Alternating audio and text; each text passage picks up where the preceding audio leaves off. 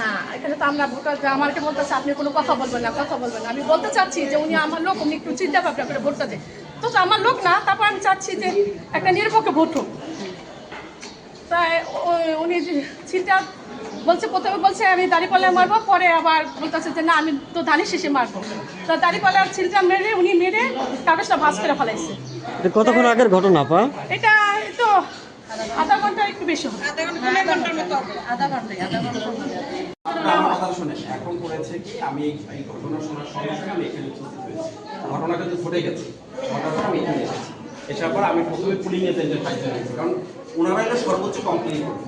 এরা তো আমাদের অফিসার। আমাকে একটু কথা দুইজন আছে, আমি তো আপনার এখানে দায়িত্বপ্রাপ্ত, আমার কথা শুনতে হবে।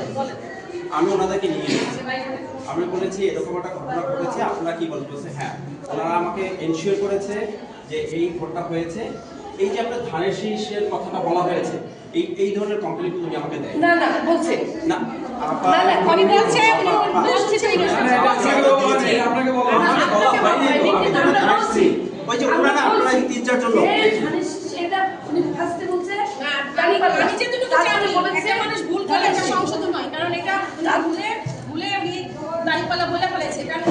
মহিলা মানুষ, বয়স্ক মানুষ নামাজ পড়ে, সেই কারণে উনি বলতে হয়তো দর্শনের মুখে শুনছে দাঁড়িপাল্লা জান্নাতের চাবিকাঠি, সেই কারণে হয়তো পরে উনি বলছে যে না আমি তো ধানের শেষে ভোটটা দেব। এই কথাটা বলছে, এই কথাটা বলছে।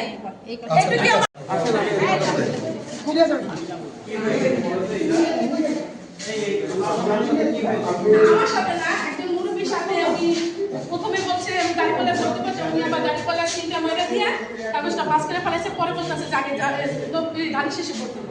তাই এটা নিয়ে আপনি কি বলছেন? আপনি আসছেন না এটা তো বলবি যে সেটা উনি কানে শুনে না, সেটা না উনি কানে শুনে। উনি প্রথম বলছেন না যে আমি দাঁড়িপাল্লা ভোট দেবো, তাই উনি আবার চিন্তা মেরে দিছে কাগজে। না এটা আমি এখানে জানেন আমি কিন্তু ফলো করছি। আপনি ছিলেন, আমরা কিন্তু পুলি বলি না মহিলা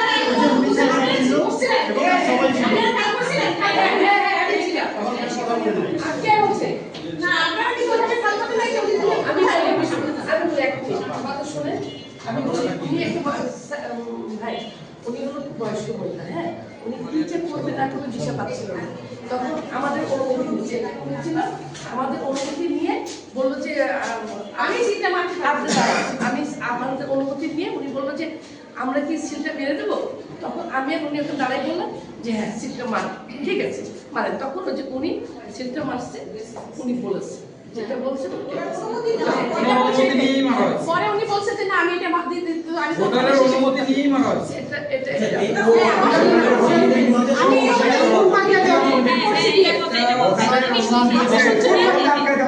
আপনি শুনছেন না? উনি বলছেন আমি তো জানি শেষে দিতাম, কিন্তু সেটা আগে দিয়ে না উনি তো বলছে যে উনি ওই দাঁড়িপাল্লা দিবে এবং উনি কিন্তু ওনার সামনে এবং আমি ওনাদেরকে বলছে আমি দাঁড়িপাল্লায় ভোটটা দিব।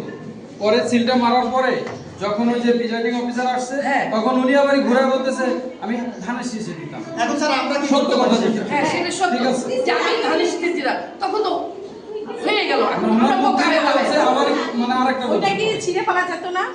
উনি ওনাকেই তো রিটার্ন পাঠানো হচ্ছে যে আপনি বাসায় যান, সুস্থ আসেন, তারপর এসে ভোটটা দেন, আপনি অসুস্থ। এটা কিন্তু করা যায় কিন্তু স্যার আমরা কিন্তু স্যার আমি এটা কাগজটা ভাঁজ করে ফেলাইছে।